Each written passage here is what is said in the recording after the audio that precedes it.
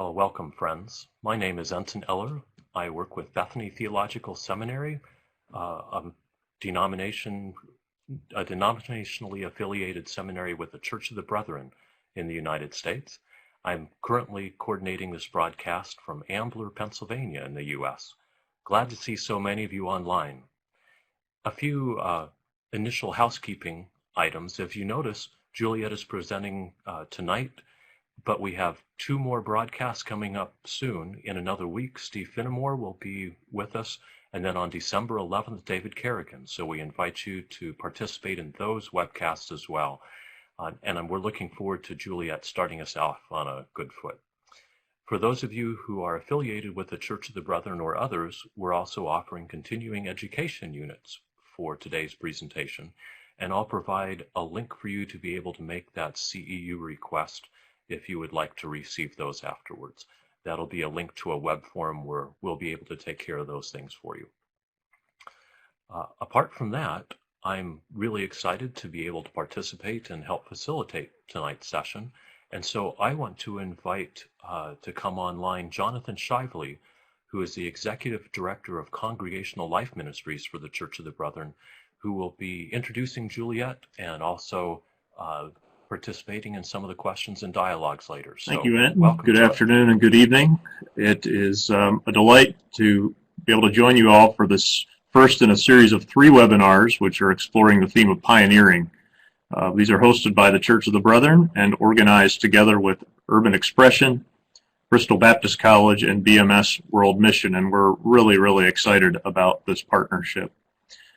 Today's presenter, Juliet Kilpin, is one of the coordinators of Urban Expression, an urban mission agency pioneering relevant models of church in Britain's inner cities. She's also a development worker for the Mennonite Trust. Juliet started training at Spurgeon's College 20 years ago and returns regularly as a visiting tutor. She's married to Jim. They have 2 teenage children. Juliet and Jim have spent 25 years involved in or advocating for urban mission. 10 of these years were spent planting a church with the first Urban Expression team in East London. Juliet helps to run a training course called Crucible, which seeks to equip people to follow Jesus on the margins. She co-authored Church Planting in the Inner City, the Urban Expression Story with Stuart Murray, and in March of 2013, self-published a collaborative book, Urban to the Core, Motives for Incarnational Mission, which explores the values that have influenced this pioneering agency. It's my pleasure to welcome Juliet to the conference this afternoon, and Juliet, we look forward to your presentation.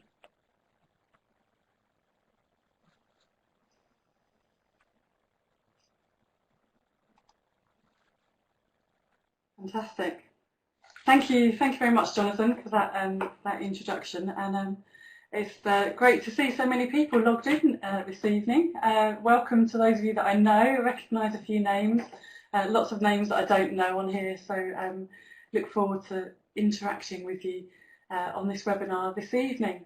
I must begin just by offering my apologies for having to postpone this webinar a couple of weeks back.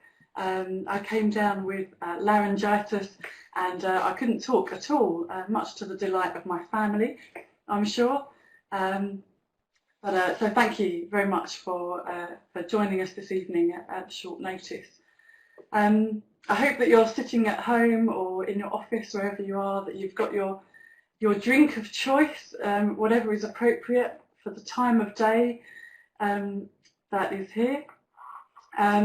My drink of choice is hot water and honey, because my throat is still a little bit sore, so I'm hoping that this is going to prevent me from coughing throughout this webinar this evening. But it's really good to be here with you. So I don't know which situation you are in. I guess that some of you will be pioneers yourselves, and you might be looking forward to kind of connecting with some other pioneers through this. Some of you might be exploring whether you're a pioneer, trying to work out where you fit into things. Others of you may have responsibilities for overseeing churches or organisations, and perhaps you are thinking about how you can release pioneers. So whatever your circumstances are, I hope that you'll be able to glean something from what I share with you this evening. We're going to have opportunities throughout the webinar for you to ask questions, hopefully. You've got the chat box there, so you can type your questions. Jonathan and Enton will do their best to kind of keep an eye on those questions and perhaps pose some of those questions to me throughout the time that we have together. And then towards the end, we'll actually have a bit more of a shared question time as well. So hopefully, as much as is possible, we'll be able to make this reasonably interactive for you this evening. So this is what we're looking at this evening: pioneers embracing the unknown. And we're going to be exploring this statement, I guess, which this is trying to summarise where we're going this evening. It takes a skillful initiator to replicate a model of church or mission from one context into another, but it takes a creative, courageous, risk-taking pioneer to imagine something that has not yet been and form it into being. In the rapidly changing context of Western societies, how can we identify, equip and deploy the pioneers who will not just replicate, but will prophetically lead us into the unknown, exploring fresh ways of being missional communities? And why is it so important that we do this? So this is what we're going to be trying to unpack in our time together this evening. So the first question perhaps is to ask, how is a skillful initiator different to a risk-taking pioneer? Well, as you know, I've not been too well the last few weeks, so I overdosed a little bit on daytime television.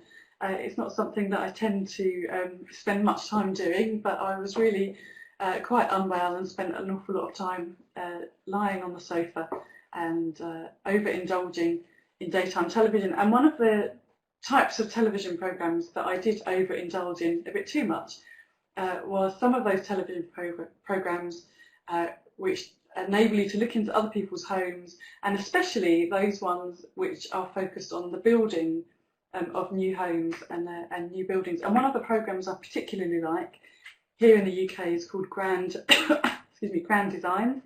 Another one is called George Clarke's Amazing Spaces, where he goes to visit people who are really trying to transform very small spaces into something quite spectacular. I'm just going to show you two pictures of some of the things that he looked at last week. And so last week he spent a bit of time looking at tree houses. And I don't know if you have a tree house or whether you've seen many tree houses, but most often tree houses look fairly simple, like this, although maybe this is quite an extravagant tree house, I think. This to me says something about a skillful initiator, someone who can take the idea of building a tree house and can replicate it, a fairly, we use the phrase bog standard here in the UK, a bog standard, typical, normal tree house. But George Clarke went on to have a look at some other tree houses and went to visit this absolutely spectacular, unconventional tree house. I don't know if you can spot it very easily in there. A tree house made of windows that reflects the forest around it. Truly spectacular, both inside and out. And I guess for me, architecture can teach us something about the difference between simply replicating something that we see quite often or creating something that's very dynamically new and different. I have a huge admiration for architects, full stop, because I admire their ability to look at a space or to look at a building and to imagine something completely different. I think it's a real gift. They can see something that isn't already there. But these two pictures say something to me about the difference between a skillful initiator and how different they are perhaps to a risk-taking pioneer. And I'd like to suggest this evening and today that in a post-Christensen context where church is losing its influence, losing its status and its credibility, and where the story of Jesus is becoming increasingly unknown, that many people obviously don't automatically engage with church. And in this context, it would be fair to say that all leaders need to be initiators of some kind or another. I think all leaders in church context need to be people who are prepared to introduce new ideas to a congregation, to start something new, to take the first step to persuade and help Jesus followers to employ new methods of sharing the Jesus story to those that don't know it. And to be honest, I would be pretty disappointed if there were those that didn't exhibit some of these initiating skills. If there were ministers, pastors, priests, officers who were not prepared to be initiators. And I would also be very sad if there were many training institutions left that were not including this in their training courses. And I'm becoming more and more convinced, actually, that the number of leaders of the non-ordained variety in our congregations, whether they're deacons or elders, council members, whatever you call them, there's more and more of them are becoming convinced that things need to be done differently as well. And so I think there's less trouble convincing them to try new mission initiatives. And I guess it's amazing, really, what decline and desperation does to a congregation. And eventually, perhaps they realise that new things need to be tried. And certainly here in the UK, we can see that there are really few churches these days who are not familiar with some of the off-the-shelf creative mission initiatives that are around. So things like Alpha, Messy Church, Cafe Church, Get in the Picture, Back to Church Sunday, night shelters, food banks, all of these off-the-shelf evangelism and social action franchises really are becoming more and more familiar. And here in the UK, the language of fresh expressions and mixed economy is becoming very familiar, even beyond those who initiated those kind of that kind of language. And all of that is really good. It's really positive, and it is to be celebrated. And often that is called pioneering. But I would like to suggest today that whilst it takes a skillful initiator to replicate a model of church or mission from one context to another, actually it is imperative that we also put energy and resources into identifying a host of creative, courageous, risk-taking pioneers who are skilled in imagining those things that have not yet been, and form it into being and release them to do it. So perhaps a question that we should ask then is, what is distinctive about a pioneer, and how can we identify them? Well, if you look online excuse me, at some of the dictionaries, you discover some of these definitions of what a pioneer is. So it will say that a pioneer is one who ventures into the unknown or unclaimed territory to settle, one who opens up new areas of thought, research or development. It also talks about a soldier who performs construction or demolition work in the field to facilitate troop movements. It talks about, in an ecological context, an animal or plant species that established itself in a previously barren environment. It gives examples of the early settlers, and it uses language of leading the way and trailblazing. It also talks about opening up or preparing a way, to initiate or participate in the development of something new. All of these different definitions of what a pioneer is. And I wonder for you, excuse me, I wonder if you can just take a moment to think of somebody that you know, or somebody that you know of, who has pioneered something new. Maybe just pause for a moment. Somebody that's familiar to you, who has pioneered something new, somebody who has perhaps ventured into unknown territory, somebody who has opened up new areas of thought or research, perhaps somebody who has just really opened up a new way of doing things, a trailblazer. And I wonder what kind of characteristics these people have displayed in the way that they have done that. Well, I'd like to suggest that there are several things that we can notice in pioneers, several characteristics that perhaps we might spot in them. And I'm going to go through just a few of these, and then perhaps we'll pause and hear some feedback and any comments. There may be characteristics that I've missed out, and you might want to suggest some other characteristics that are also recognised in pioneers. So in my experience, pioneers usually demonstrate a high level of the following characteristics. I think they demonstrate a high level of creativity and questioning, pathfinding and hurdle jumping. I'm trying to just group several characteristics all together here. So I think that pioneers often are people of innovation and not replication. They're people who don't just simply take something that's already happening and replicate it into a new context. They are instead people that are very innovative and often come up with completely new ideas, new projects and new initiatives that are relevant into their circumstances. And within this, I think that a lot of pioneers have this inner questioning characteristic about them. It's almost as if their inner 3-year-old has never left them, and they're constantly asking why about everything. Why can't we do this? Why couldn't it be like that? What about if we do it a different way? I wonder what would happen if we did this. That inner 3-year-old always seems to be there, much to the annoyance of people who perhaps don't want to have those questions asked all the time. And I think they enjoy finding a pathway through different obstacles. They are troubleshooters, people who like to solve problems. A problem that isn't seen as a hurdle, it's actually seen as a challenge and something to be revelled in. Hurdles are there to be jumped.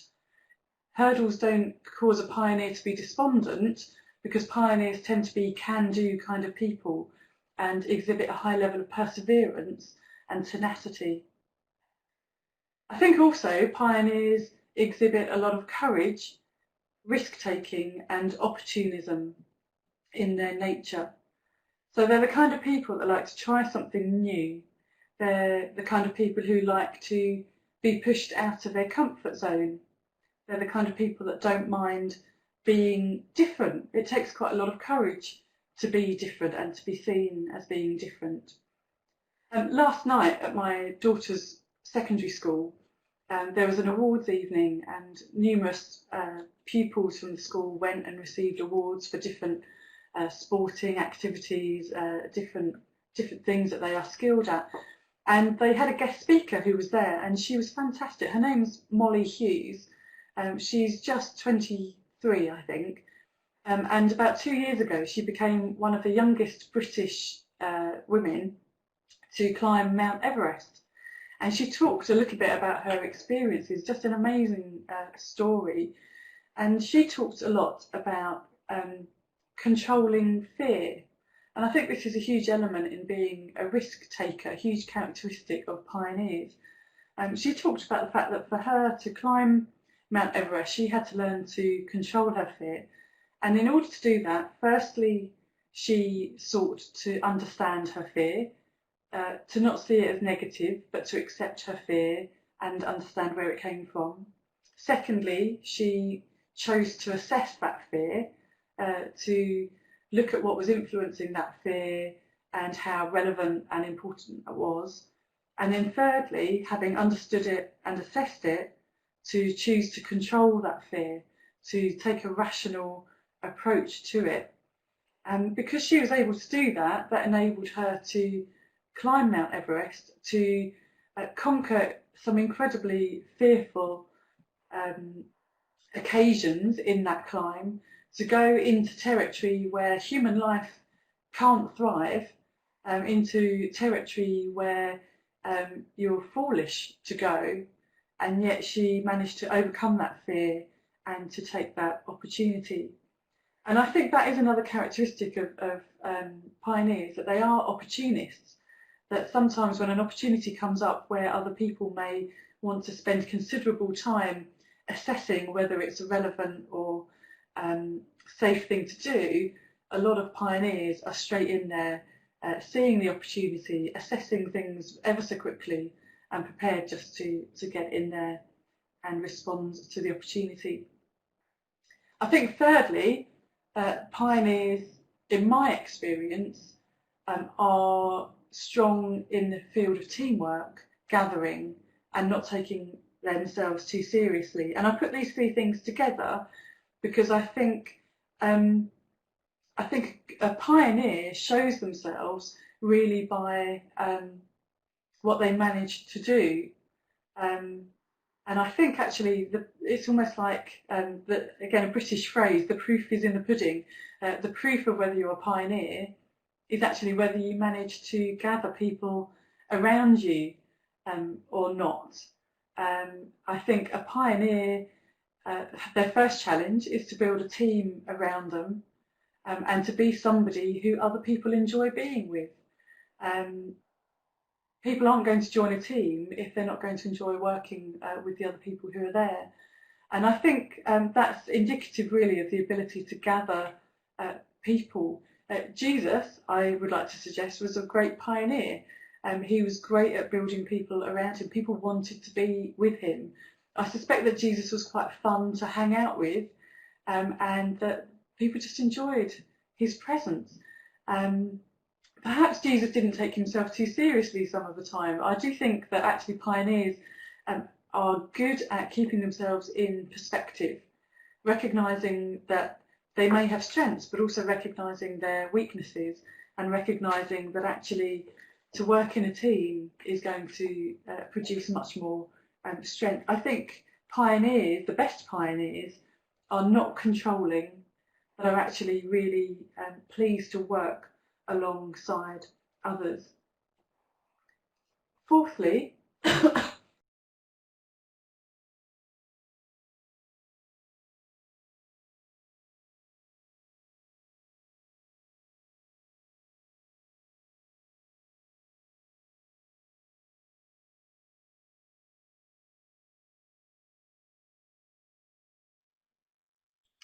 Well, friends, it looks like that we have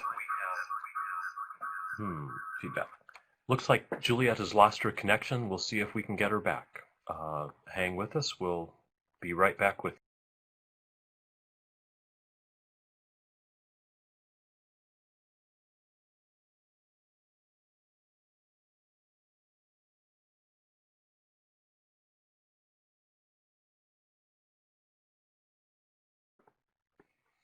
While we're waiting, Juliet has shared a couple of really interesting things with us, and so I'd invite those of you who are online participating to turn to the chat window. What questions has what she said raised, as well as I would ask the question, what other characteristics or attributes of pioneers would you add to the list that Juliet has started to create for us? Let's go ahead and start a conversation online in the chat window while we're waiting.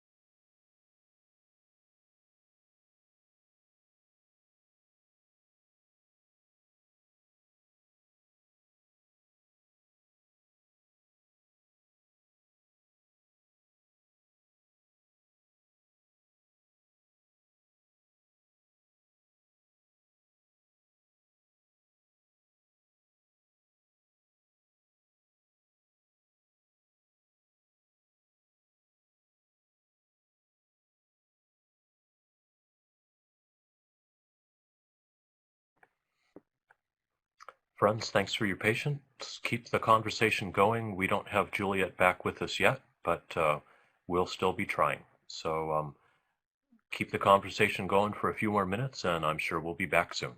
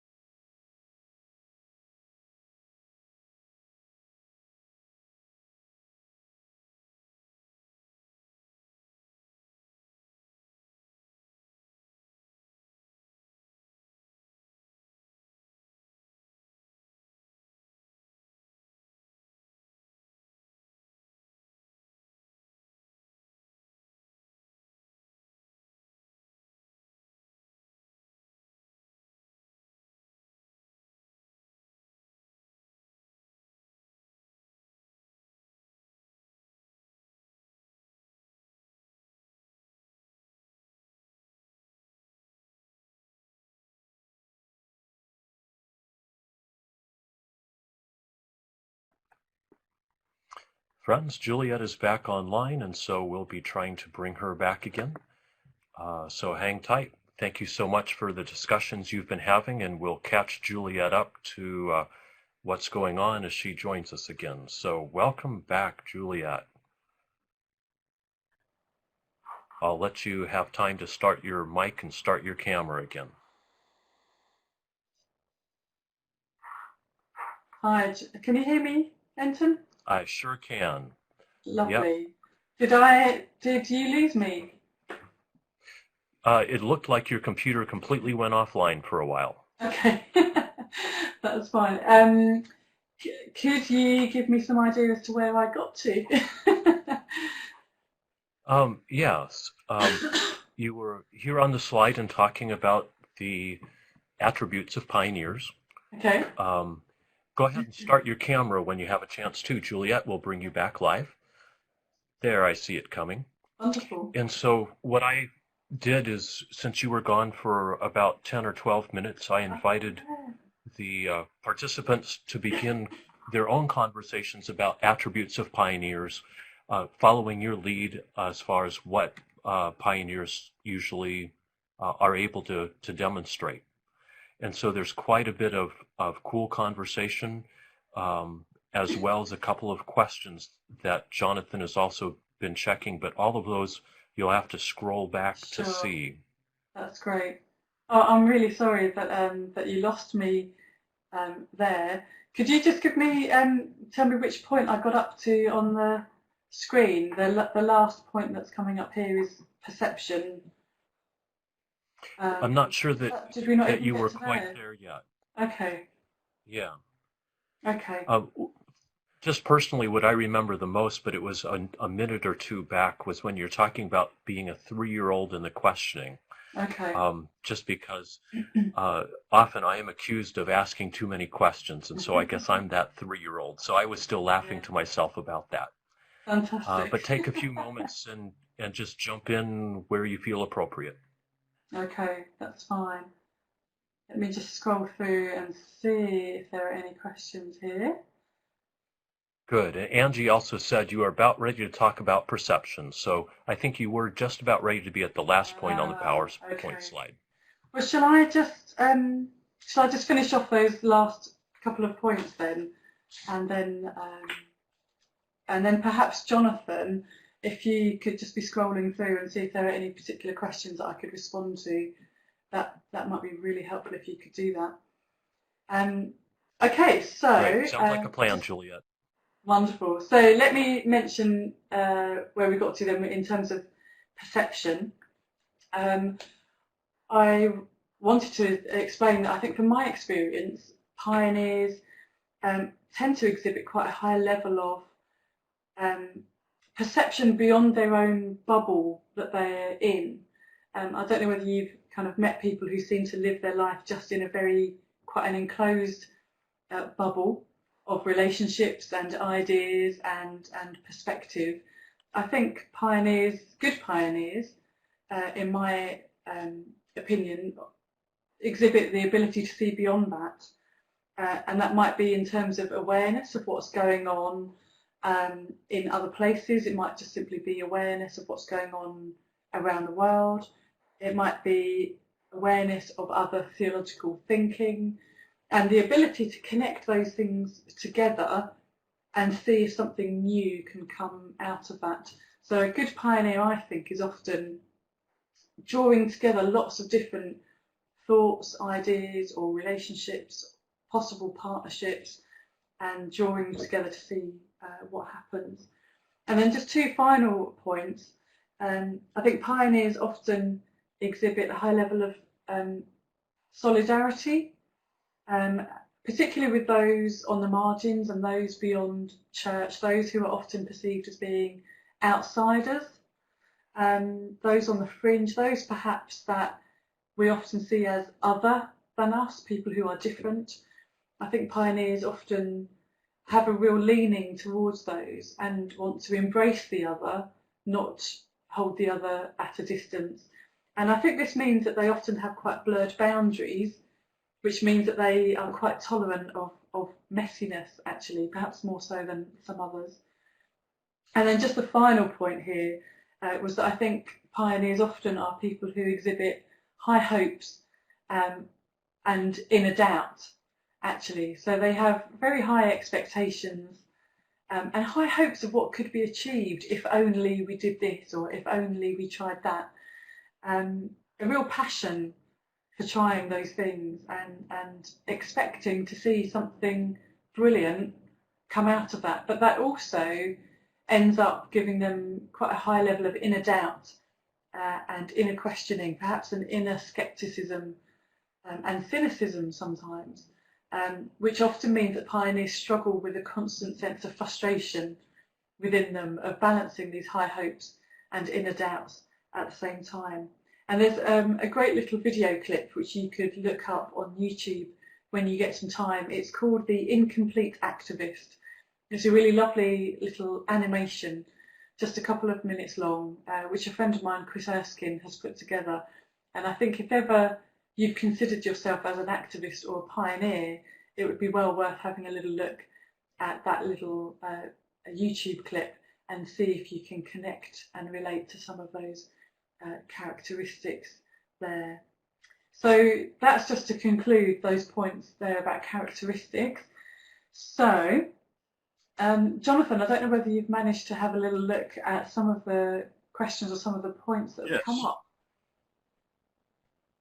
Sure. Thank you, Juliet. Yes, while you were out, several conversations were taking place. One of those was a question that Dana raised.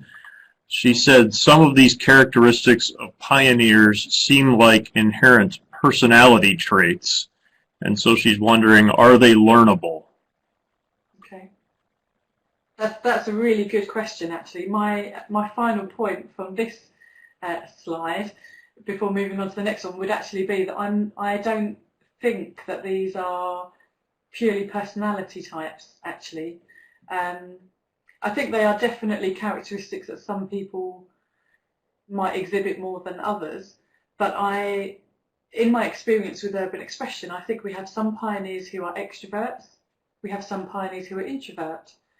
I think we have some pioneers who are your classic thinkers, and we have some pioneers who are more classic feelers. I think we have some pioneers who perhaps are stronger on the academic intelligence, whereas there are others who are stronger perhaps in the relational intelligence. So I'm not sure it's personality. And actually, later on, if we get there, I would like to ask the question about whether these characteristics can be learnt. And my hunch is that I think some of them can be, actually. You, Dana, or others, if you had a response to that, feel free to add that in the chat window. Another question was asked by Mary. She said that understanding when to be persistent and push hard against opposition, and when to see those obstacles as guidance to go in another direction. How does one discern or begin to know when obstacles are something to be pushed through or something to turn away from? Yeah, that's a really good question there. And it's interesting to think perhaps about where most hurdles come from for pioneers. Because I guess if we're thinking about pioneering into a new context, we may think that, there may be hurdles that we face in terms of getting to know a people group or trying to start a new initiative, a new project. And that's true. I think there can be hurdles there. But I suspect sometimes, again, just from the pioneers that I know who are really trying to pioneer into the margins, actually, I think, sadly, a lot of the time, most of the hurdles come from perhaps the more inherited and established organisational side of church, rather than actually the hurdles of reaching people or getting to know people who are beyond the walls of church. I think I've probably had more conversations with pioneers who are wondering whether they have the energy to get over more hurdles that are being thrown at them by institutions than those who are concerned about hurdles that are coming to them from communities or people or initiatives where they're trying to be kingdom seekers in that sense. not sure if that makes sense at all. I mean, I think that's a good question as to when a hurdle is too big. And sadly for me, I've seen more people decide that a hurdle is too big when often it's been an institutional hurdle, and actually they've chosen to walk away from the institution in order perhaps to more effectively be a pioneer to those on the margins. But that's my experience, and others may have completely different experiences from that. There was a somewhat related question asked by Jeffrey, who said that pioneering will often mean challenging the status quo. Jesus provoked real opposition. How do you deal with a conflict of vision? How can shalom be achieved? How can a pioneer solve rather than create conflict? Yeah, that's another really helpful question.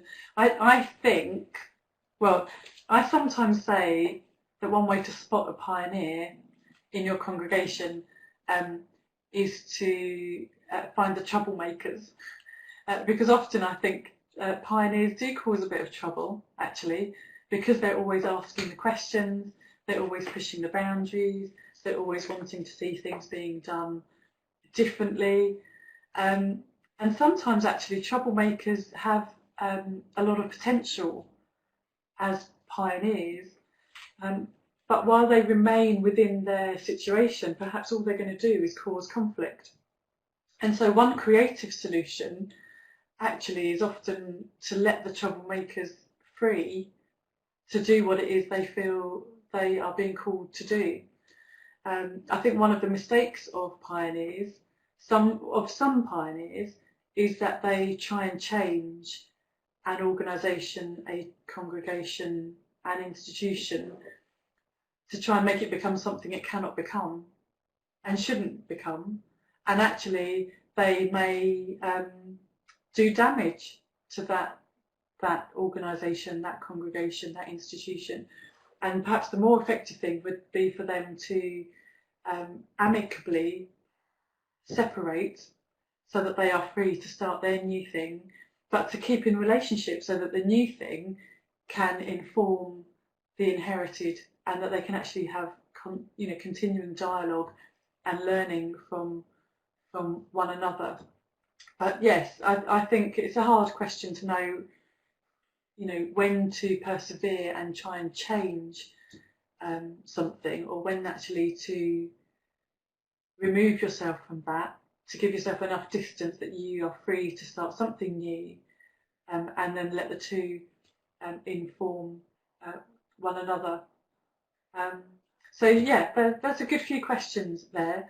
Let's do continue to ask some questions in the chat box if you'd like to, and we'll try and come back to some of those in a little while. But let me just move on a little bit within this, because I'd like to ask the question about why is it so important that we identify and release such pioneers? Is it really an important thing, or is it just an optional extra? Are pioneers always deemed to be those kind of wacky, troublesome people on the fringe, or actually is it important that this becomes a more mainstream element of what we are and what we do and who we seek to release?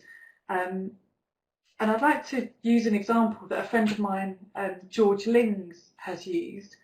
And some of you from the UK may have seen this before, so apologies for this. But he uses this great illustration, and he talks about the Jerusalem trap. And I've pinched a couple of slides from him to help us see what this means. So he talks about the church often being caught in the Jerusalem trap, and he explains it like this. The fact that in the Gospels, Jesus teaches his disciples that their task is, in terms of spreading the good news and sharing his story, is to go to Jerusalem, and then to Judea, then to Samaria, and then and then to the ends of the earth. And that's often how we perceive things in church. that it's our job to face outwards, and that there's a progression through these different stages, and a pioneer perhaps is someone who helps us to move through that. George Lings would suggest that there are some challenges with this perception, and one of the things he suggests is it kind of gives us quite a distorted image that is really kind of shaped in quite a Christendom mindset. So a Christendom mindset is a mindset where we think the church is the centre of everything, and that actually everything revolves around us. Christendom is a word that we use a lot to talk about Europe when it was under the control of the church, really, and people had no choice but to engage with the church. We're not in that situation anymore here in Europe, and that's why we call it often a post-Christendom context. So he would suggest that actually this gives us quite a distorted view of Christendom, and there's one element of this slide that I've lost in uploading it, but George Lings would actually choose to take the Jerusalem circle and move it over to the right-hand side, and suggest that actually that isn't even in the centre. So when we talk about church as going out to the fringe, going out to those that are beyond us, going to the ends of the earth, but actually we're not even in the centre to the same degree that we often feel that we are. So he offers a different picture, a different way of understanding our calling to go to Jerusalem, Judea, Samaria, and the ends of the earth. And he suggests this, that in the centre we have those who are churched, those who are familiar with church, for those for whom it is comfortable and home for us. And he suggests that Judea would be the equivalent of, for the Jesus followers who went to Judea, they went to those who were familiar with the Jewish story, who were familiar with some of their teaching, people who they could at least have a familiar starting point in terms of their communicating with them and introducing the story of Jesus to them. And perhaps for us that might be the equivalent of the fringe of our church, so those who come along occasionally, those who are familiar with church, those who aren't disagreeable, it's just that they haven't really kind of heard the story enough to make a decision, perhaps.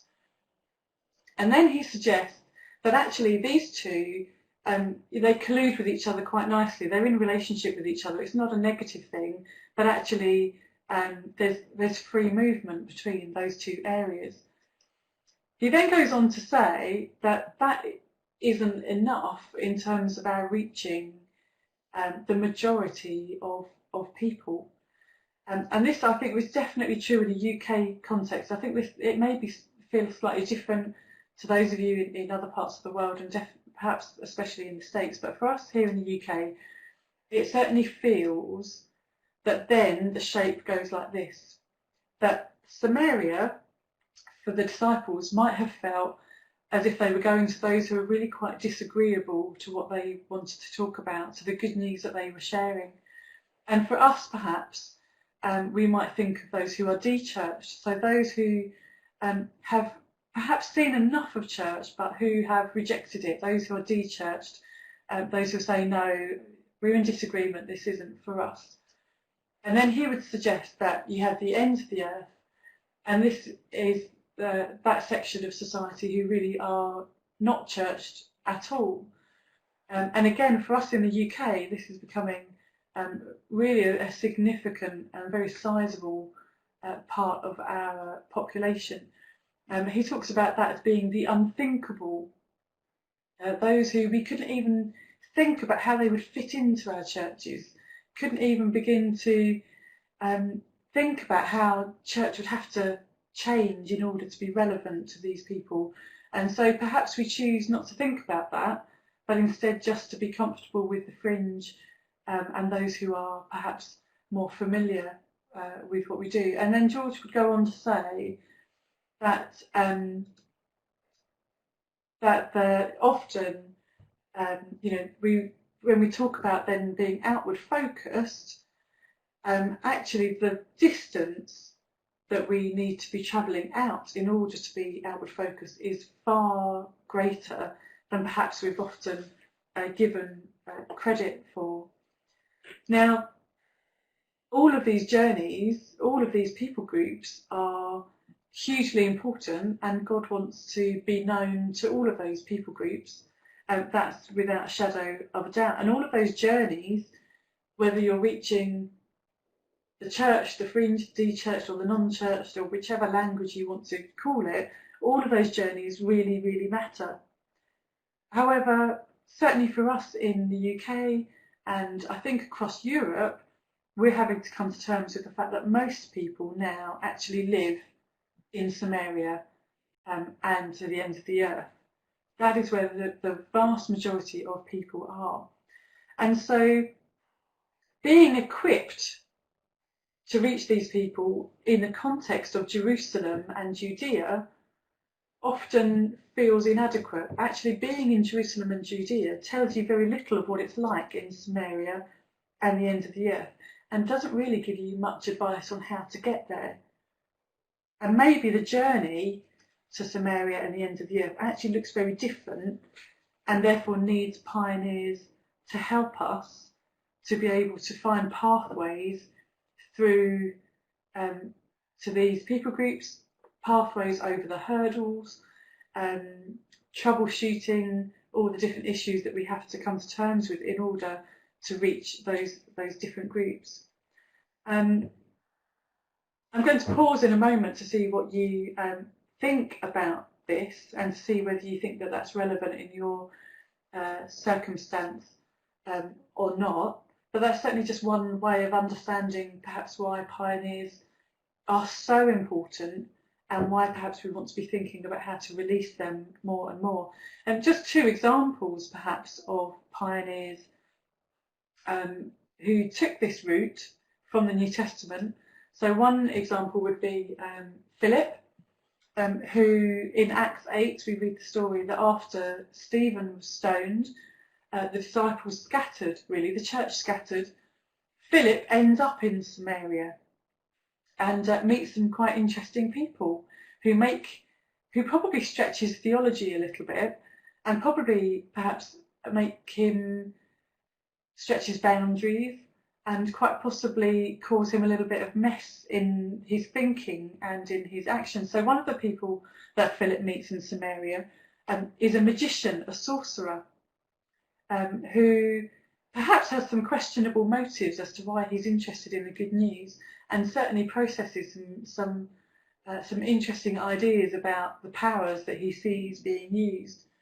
But in being scattered beyond Jerusalem, Philip has the space to meet the unknown, people who are unfamiliar to him, and he allows himself the space to interact with people in their territory. The other person who I think is a great example is Peter, in his engagement with Cornelius. And here we have Peter, who perhaps isn't even thinking about going to this Italian Gentile. Peter, who isn't even thinking necessarily of crossing those borders at this stage. And yet Cornelius is given a vision by an angel, and is told to find Peter, to go and call and send for Peter. So Peter comes eventually, after much persuasion by God, comes to interact with Cornelius. And I think this is interesting, because Peter at least has the ears to hear from the unexpected. He receives an invitation and he says yes. And I think it's interesting, in urban expression, I often find that a lot of our team members receive the most unlikely invitations. We have kind of a bit of an unwritten rule in urban expression, I think, that we should never say no to an invitation. Because actually you never know where that conversation is going to go. You never know what opportunity might come out of that. But that takes courage, it takes risk, to take an invitation perhaps to someone you don't know, to somewhere that you're not familiar with, to a group of people where you don't feel like you're in control. But I think Peter exhibits here a good example of somebody who was prepared to cross those boundaries. So let me just pause again, just for a few moments, to see if you've got any responses to the diagram that I just showed you from George Ling's, or some of these examples here. So Jonathan, again, I've got a question here. That's an old question. Jonathan, have you picked up any new questions?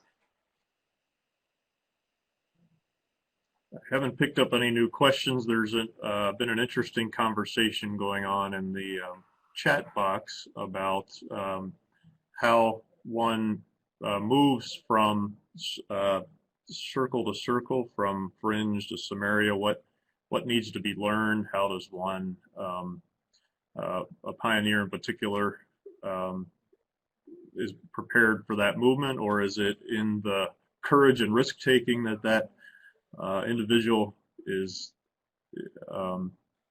is drawn toward? How would you talk about moving out from that church center? Yeah, that's a really good question. I mean, the other speakers that we've got coming up in this series may well be able to pick up on some of that in more detail. Certainly, David Kerrigan, who is doing the third webinar, David heads up an organisation called BMS World Mission, where they intentionally train and send people out really to the ends of the earth. And so they will be, taking that diagram quite literally, and I'm sure he would be able to bring a lot of insight into how to intentionally move from one circle to another. But I do suspect that there has to be some intentionality about it, whether that's an intentionality about where you place yourself, about where you live, about who you choose to spend time with. I think there might also be an intentionality about how we use our time, actually.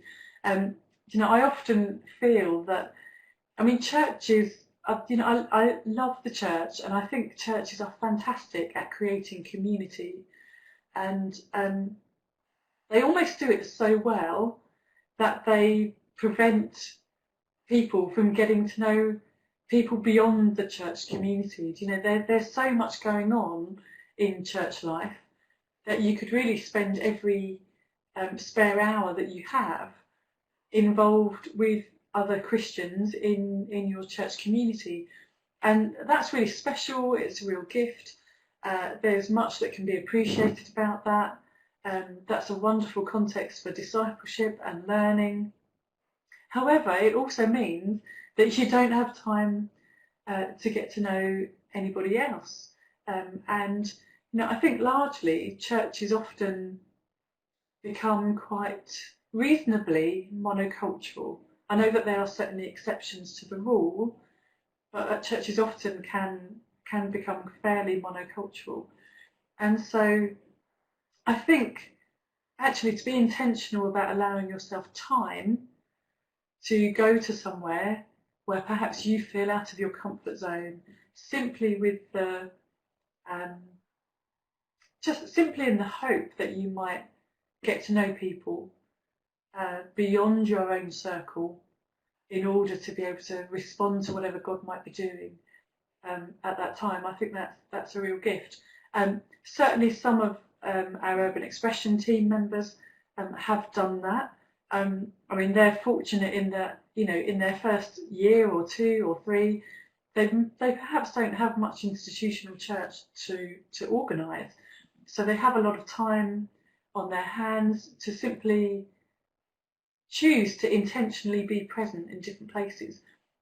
And for some of them, that might be intentionally going to the pub and just seeing who they meet, intentionally going to a dance class and seeing what happens, intentionally joining in with a community centre and seeing what happens, but choosing to be out there in contexts which aren't necessarily their primary choice, but choosing to be present in those situations, giving themselves space to meet the unknown, allowing themselves to have their ears open to hear from the unexpected. So that would certainly be one response to that. Are there any other questions that you picked up there, Jonathan? Yeah, Enton suggested that it might be helpful to you if we actually look like we were having a dialogue here, so I'll bring my video up. One of the themes, Juliet, that seems to be running through the chat conversation is related to pioneering in the established church, and is pioneering a model that, or an understanding, a gift, maybe we would even say, in within the established church that has merit, or is it primarily a gift that helps move out of the established church? How would you kind of interpret those two movements? Yeah, that's another good question. I do think that here in the UK, there is certainly a movement for institutional church, inherited churches, whichever language you want to use, to be much more aware of pioneering and much more interested in seeing what they can do. I just think that in the UK, perhaps churches are experiencing quite a high level of decline, and so perhaps they're beginning to ask more. They're beginning to ask deeper questions about how they can respond to that. So there is definitely a move of some churches trying newer things. However, again, and this is purely from my experience, I do wonder whether there is perhaps a limit as to how far you can take an inherited church along that line. So I think an inherited church can respond to the fringe really creatively if they choose to do that. They can respond to their Judea, the familiar, and they can do that very expertly and very creatively. But I think if you're asking a church to go beyond that, I haven't seen many examples of inherited churches that have really been able to take that on board fully, because I think it demands quite a compromise in what perhaps they're already used to. Interestingly, again, from my perspective and my experience, just to throw in that I have come across quite a few churches that have kind of got on their last legs of life. Perhaps there's only a few members left in the church. They're beginning to ask questions about whether they should close, what they do with the building, etc., etc. And I think sometimes pioneers have perhaps stepped into those situations a little bit too prematurely, and perhaps the denomination or their organisation has suggested that that might be a situation to send a pioneer into to kind of do a replant, to do a resurrection. And I think that's a difficult one as well. In my experience, the situations that work the best are where a church has actually been given permission to close, and actually permission to die, to celebrate all that it has been, but give permission to draw that to an end, to have a period of time to celebrate that or to grieve that, and then an opportunity to reimagine something fresh and something new. I think resurrection can really only come when there's been death, and often we don't quite like to give our churches permission to do that. We don't have a very good theology of church closure. We have a good theology of church planting, but we don't have very good theologies of church closures. But I'm not sure there are many churches that Paul started that are still around. So obviously church closure happened, and perhaps that's something worth thinking about sometime. Yeah, excellent. Can you maybe talk just a little bit more, Juliet, about the difference between an individual as a pioneer and perhaps the concept of a pioneering congregation or a pioneering community? And are there limits, or in your experience, are there points in a pioneering community's development that they kind of begin to adopt the patterns of Jerusalem in a way that, kind of derails them from being a pioneering community? How do you kind of balance the individual and community aspects of this pioneering image? That's great. Certainly, in my experience, I've seen individual pioneers and pioneering teams. I think my preference would always be to try and build a pioneering team, because I just think it's really lonely. I think it's quite isolating, and I think it's really hard work.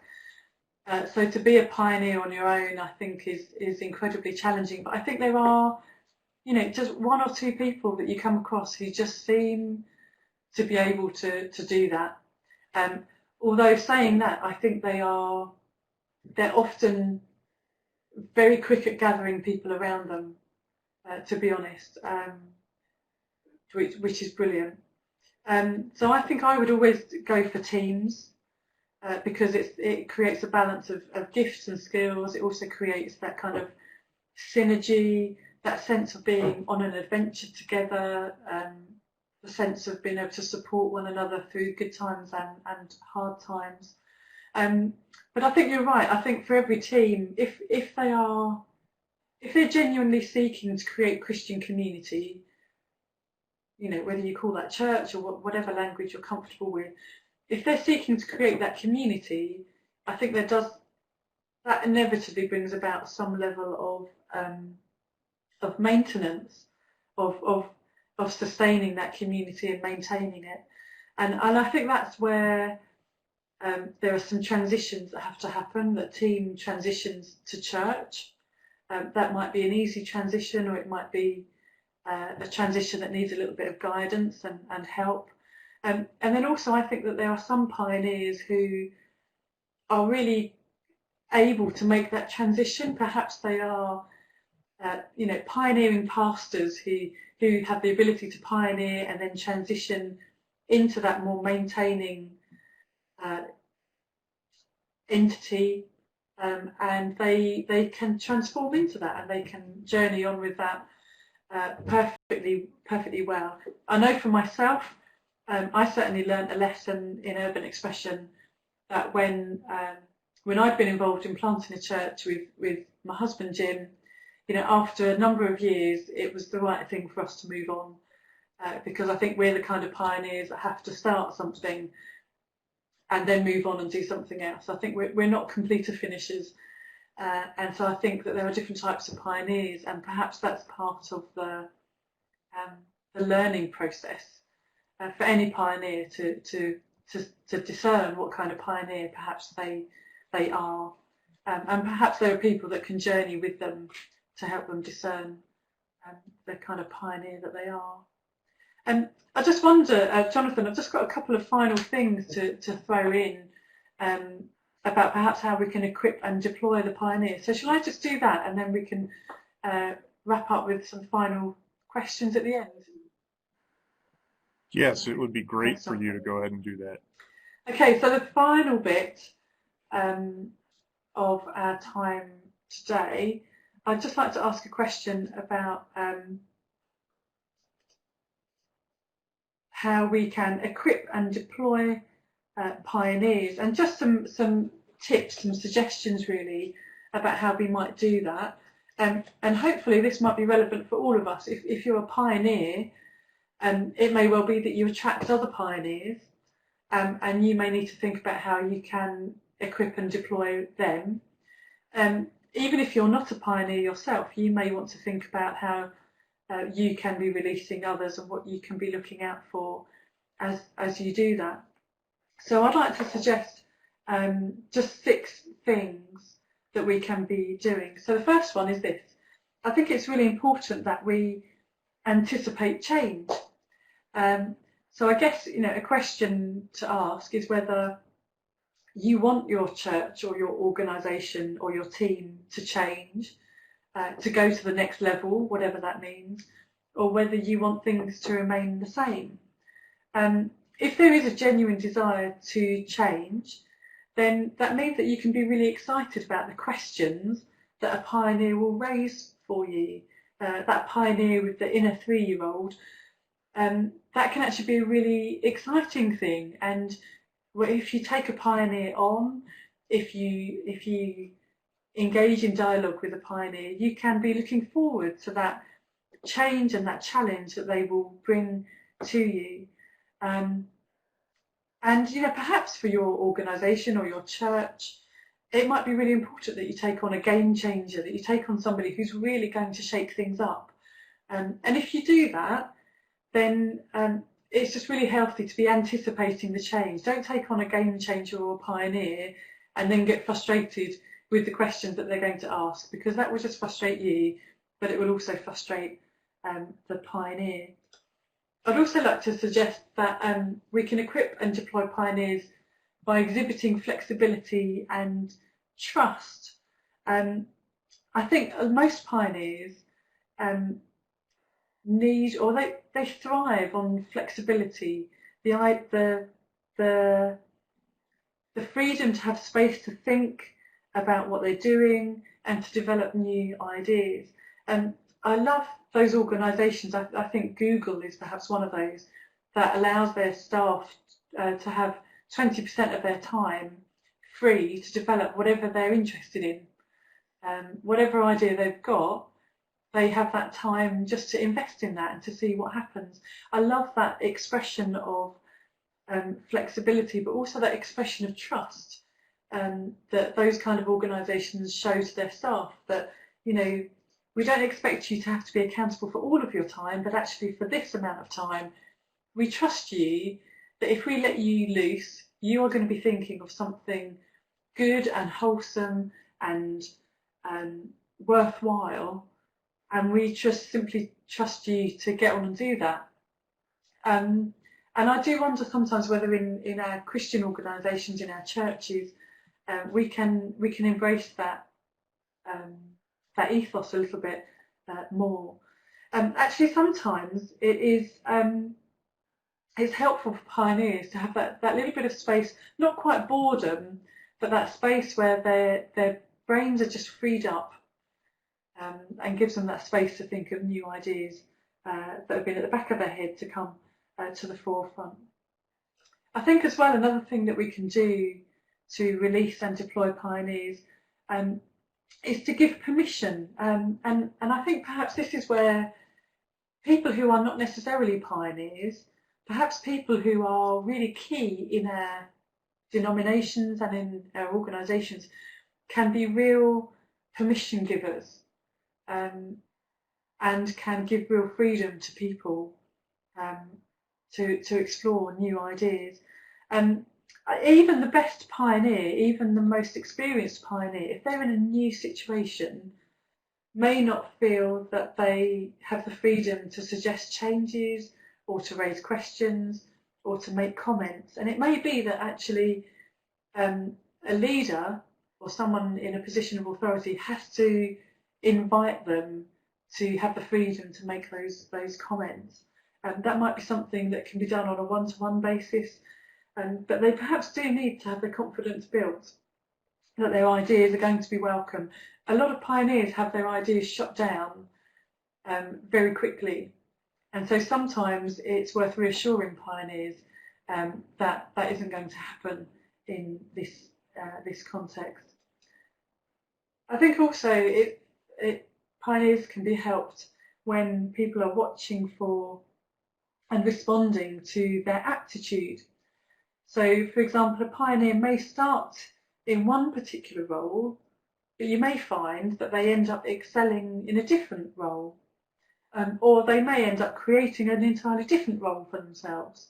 So I think if you are overseeing a pioneer, it might be worth just being prepared to move them into a different role, perhaps when you see that aptitude coming to the forefront. Just being prepared to respond to the skills that they exhibit. They might be different to the ones that you originally thought that they would have. I think a lot of pioneers are multitaskers. They thrive with a lot to do, and so perhaps they may excel in different areas that you didn't necessarily expect them to go to. And also related to this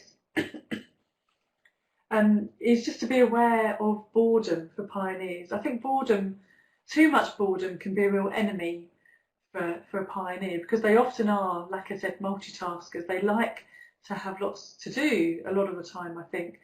And there's perhaps a balance of boredom. I think a little bit of boredom can be helpful, because it just frees up that space in a pioneer's brain to think about new things. But too much boredom, and you might find that a pioneer begins to pack up their bags and move, because actually they long for the challenge, they long for a new opportunity to think about, they're craving that. So just be aware of that.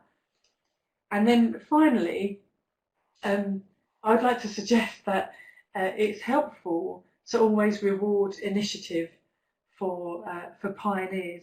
As a parent, one of the parenting bits of advice that I was given right when our children were babies was behaviour that is rewarded is repeated.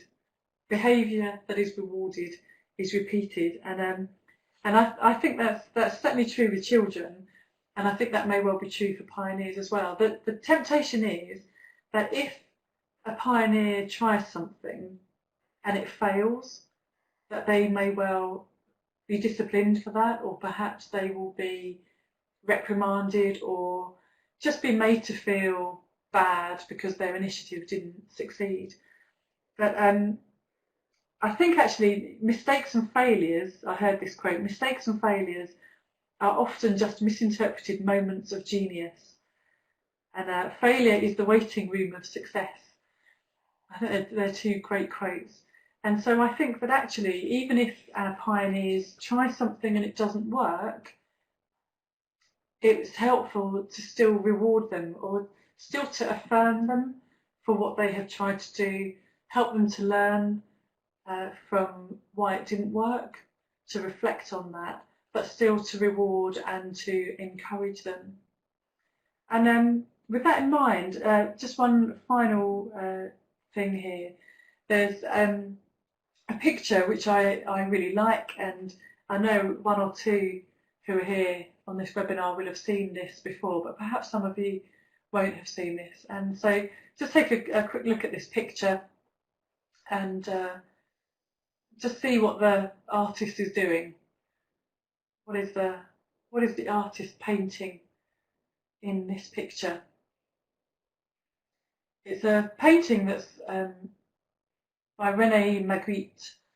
It's got a title that perhaps some of us wouldn't be very comfortable with as followers of Jesus. It's called clairvoyance. And clairvoyance in the dictionary is described as this: it is the supposed power to see objects or events that cannot be perceived by the senses.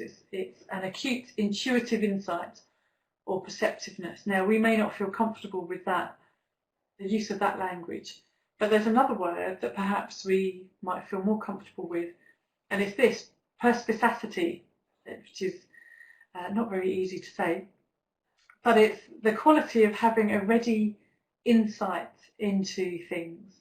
And I think you'll see that the artist here is he's painting. Well, he's a visionary artist. You know, is he painting an egg? Well, technically, no. He's a failed artist. He's not painting what he should have been painting. But actually, what he is painting is what the egg will become. He's visionary. He has an insight into what this egg could become.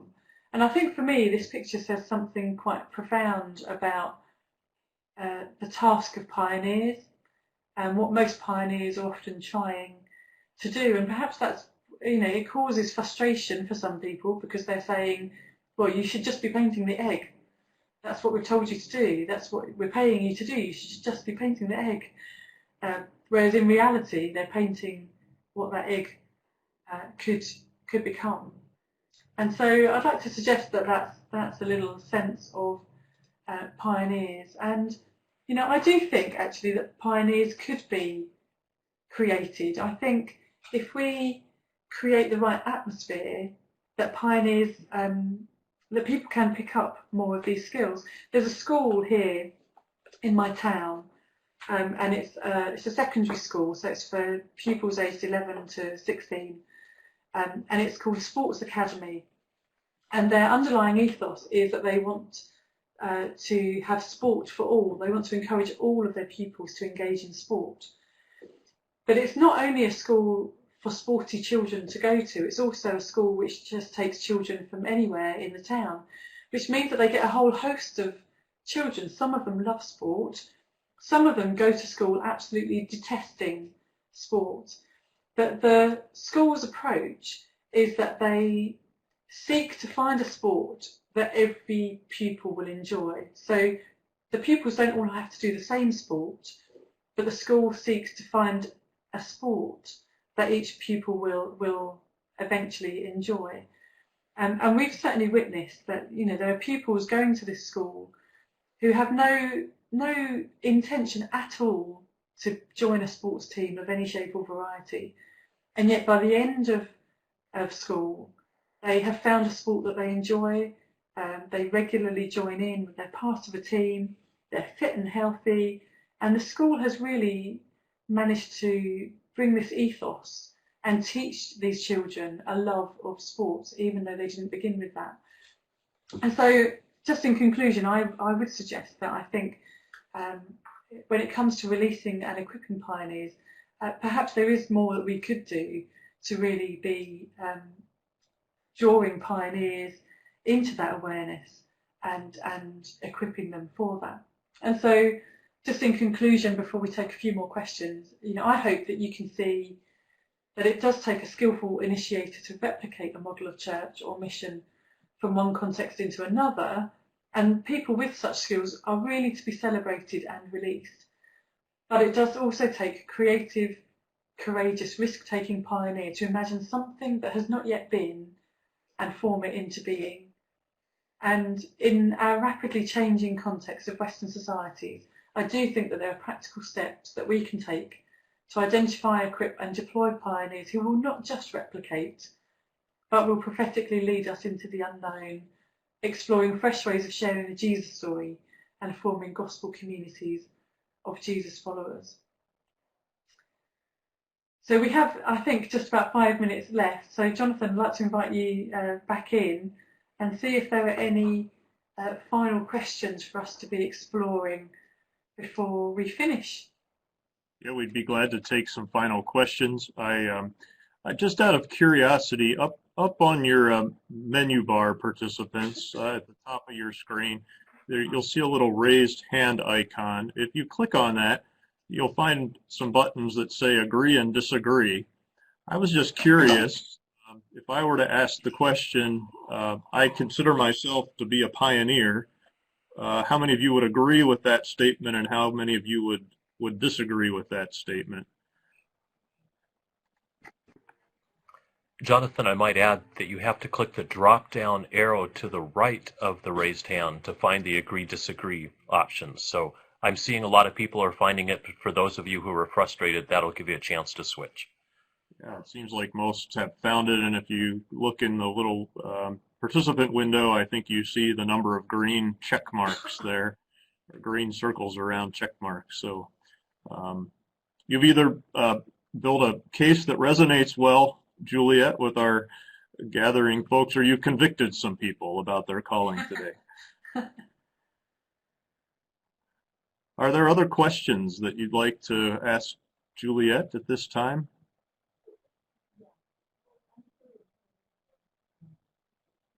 I don't see anybody typing, so I think here's one. We'll allow another minute here to see if there are any questions.